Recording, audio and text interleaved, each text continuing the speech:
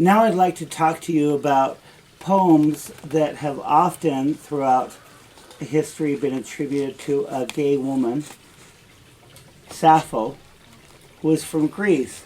And she was born about 630 B.C.E., more than 2.5 centuries ago, in Greece. And she lived on the isle of Lesbos.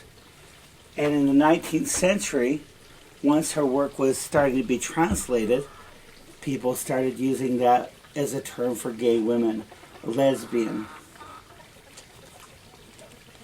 So let's find out what she has to say. Most of her poetry, by the way, was collected off of shards of pottery because she was so popular that people would put the words on the pottery that she had written. Deathless Aphrodite of the spangled mind, child of Zeus who twists lures, I beg you do not break with hard pains, O lady, my heart. Or, O lady, O my heart. Now, right off the bat, she talks about Aphrodite. And the speaker in this poem is comparing the other person to Aphrodite, who is the Greek goddess of love. O lady, my heart, but come here if ever before you caught my voice far off, and listening left your father's golden house and came, yoking your car, which would really be a cart, and fine birds brought you, quick sparrows over the black earth, whipping their wings down the sky through midair. They arrived, but you, O blessed one, smiled in your deathless face. In your deathless face.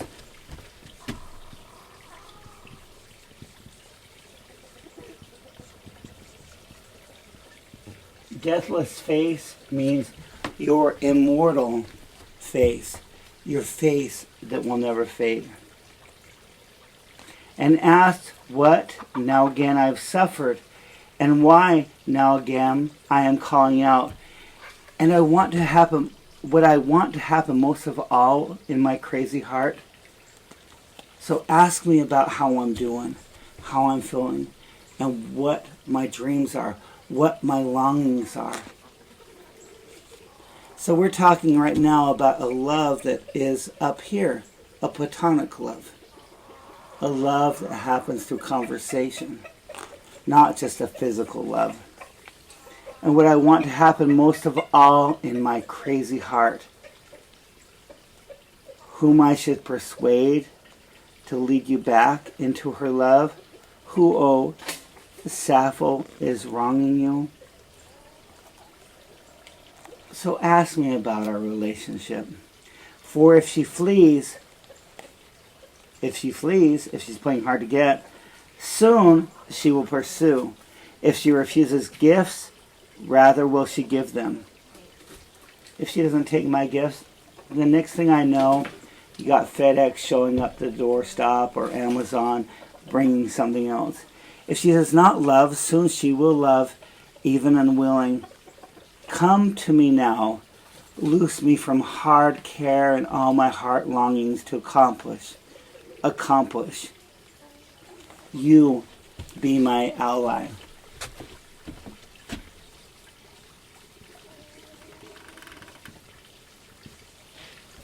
Think about this word accomplish. It can mean achieving great works. It can mean getting the things done that you want in the morning. It could also mean a completion, some sort of climax. Come to me here from Crete to this holy temple, to your delightful grove of apple trees where altars smoke with frankincense. So come on over here where it smells good. And this is from her 16th poem. Some say an army of horsemen, others a host of infantry, so people on horseback. people on foot. Others, a fleet of ships is the most beautiful thing on the black earth, but I say, it's whatever you love.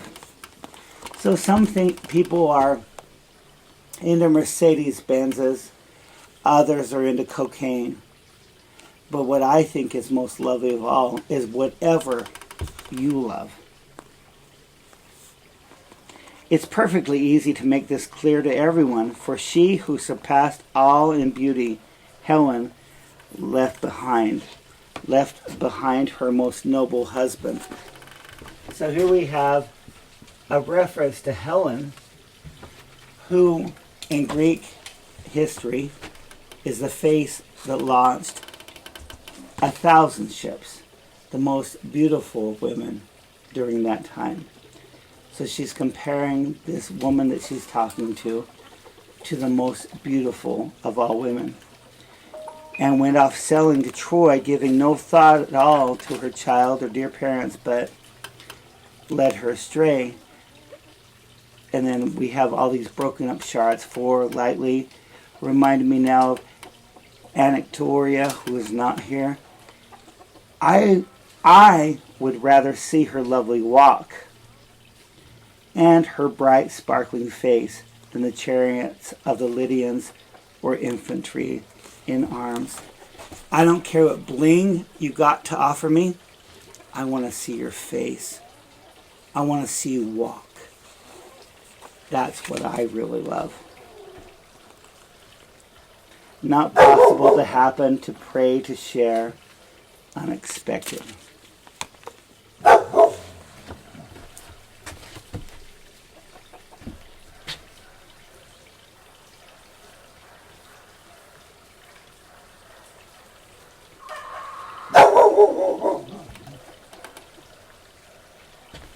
And I want you to take notice of the word share. Because when two people are in love, is that not what the lovers do as they share? And I'm not just talking about physically. I'm talking about they want to share their lives, share their thoughts, share their words, share their household, their house, share everything. This is 17, poem 17. Not a great title, but she didn't write titles in her poems, so this is how we have it in the order that people put it in after they discovered the writing. Come close to me, I pray, Lady Hera. And Hera is the goddess of childbirth and the goddess of the earth. She's the top goddess. And may your graceful form appear, you to whom the sons of Atreus prayed, those glorious kings. Now, instead of comparing her to Aphrodite, the goddess of love, she's comparing her to the wife of Zeus, the mother of all living. After they had accomplished that, so those glorious kings, after they had accomplished many great deeds, first at Troy, then on the sea, they came to this land, but they could not complete their voyage home until they called on you, Hera, and Zeus, the god of suppliants, and Thyron's lovely child. So now be kind and help me too, just like it used to happen in ancient days. Holy and beautiful virgin around to be, to arrive.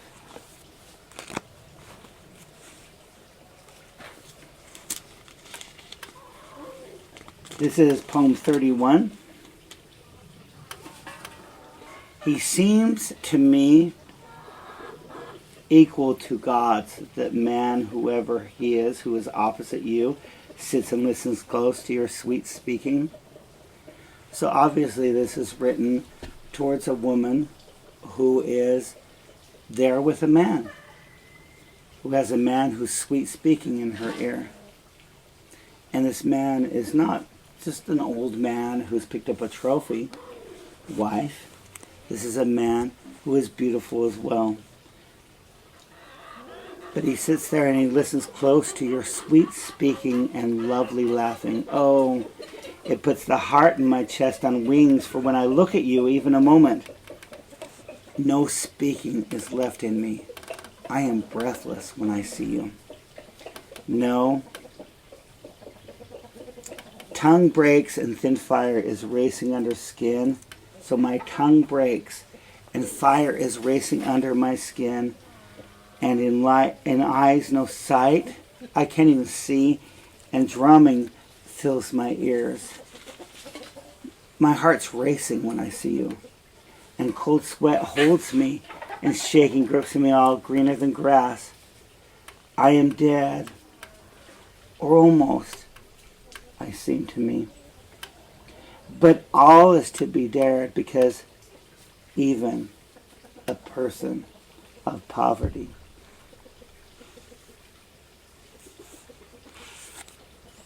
All right, I want to read you a couple more some brief poems. Basically, they're not couplets, just 2-line poems. Poem 47. Love shook my heart like a mountain wind falling on oaks. So when we're in love, according to Sapho in this poem, it's as though a great breeze comes through and even huge oak trees sway back and forth. Poem 48. You came and I was longing for you. You cooled my heart burning with desire. Poem 51. I don't know what I should do. There are 2 minds in me. Have any of you ever longed for somebody, started to get to know them, and thought, maybe no. Maybe yes, maybe no. This is poem 55. But when you die, you will lie there, and there will be no memory of you, nor longing for you after. For you have no share in the roses of Pieria, but you will wander unseen in the house of Hades, flying about among the shadowy dead. That worry about what's going to happen to your lover. What will happen? Will there be no memory? Just because they're in the land of the dead? In Hades, which is not hell. That's a whole... it's ridiculous. Hell is not Hades. Hades is the underworld where everybody in Greek thought goes after death. But the problem is that no living person can get down to Hades and come back. With one exception. But I won't talk about that one exception today.